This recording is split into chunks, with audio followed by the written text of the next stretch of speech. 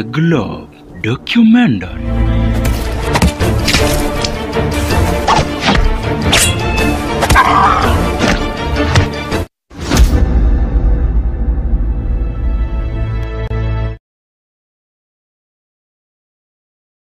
Today, I want to talk about the legend here in Kenya by the name Luanda Magere.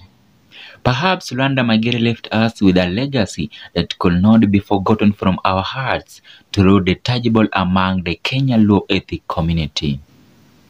The story is told of a legendary hero called Luanda Magere.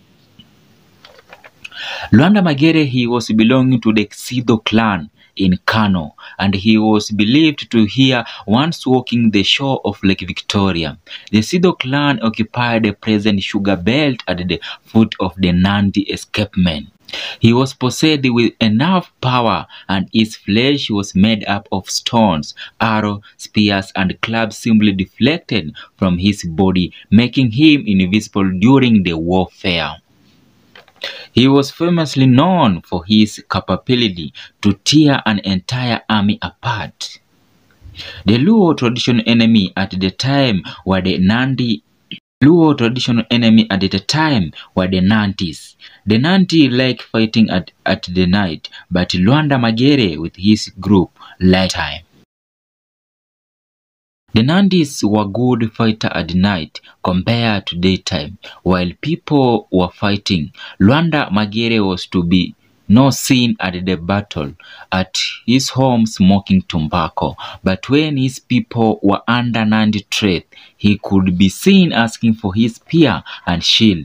When he went to the battlefield, he could kill so many Nandis all at a go, and eventually forcing them to retreat to their homes. He was so powerful, such as the Nandi used to be so much afraid of him. When they went to war and found out that Luanda Magere was also in the battlefield, they would retreat back to their Nandi soil. Magere would go to the Nandi people and take their cattle and other items without resistance. This he did in the daytime, for those who may have attempted to resist were being killed on the spot as they not kill him. Listen, this was because Luanda Magere was made out of a hard stone called Luanda.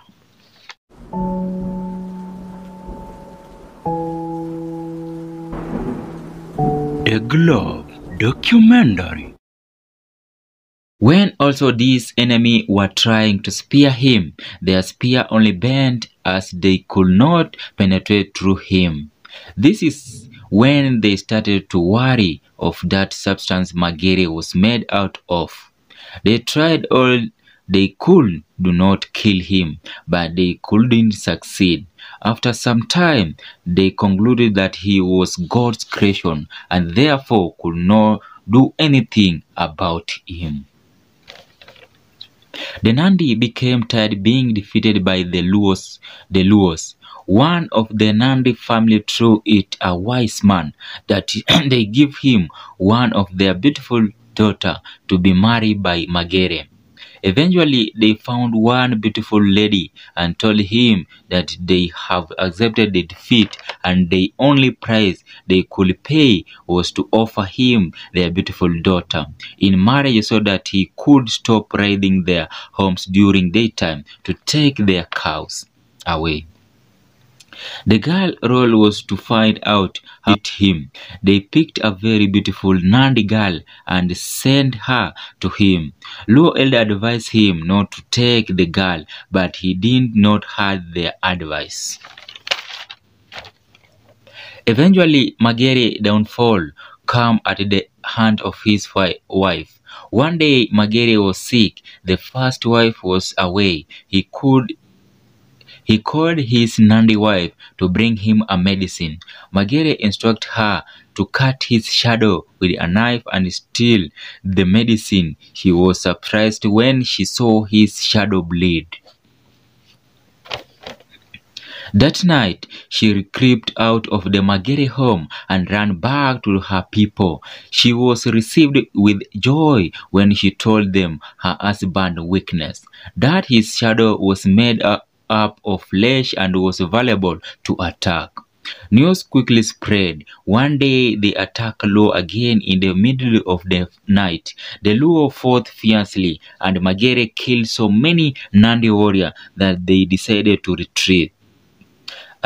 As he was running, one day one Nandi warrior remembered that Magere's strength was in his shadow. He stood at a high hill and threw his spear at Magere's shadow. Luanda Magere fell down and died on the spot. The body of Luanda Magere disappeared from the battlefield after he was stabbed. The Kano people for whom Magere fought went home, wailing terribly as their hero had been killed. When he died, there was a strong wind everywhere and over the wall of Kano and Nandi. There was a thick cloud covering on the sky. The area suffered a 2 year drought before he appeared in a dream. Saying where he was, he appeared to old men in a dream, directed them to where he was. However, at first they could not reach him, as he was in a bush a few meters from River Nyando, where nobody could find him. It rained heavily for 3 consecutive days after a Magere body. The rock was discovered and the community offered sacrifice to pay their last respect.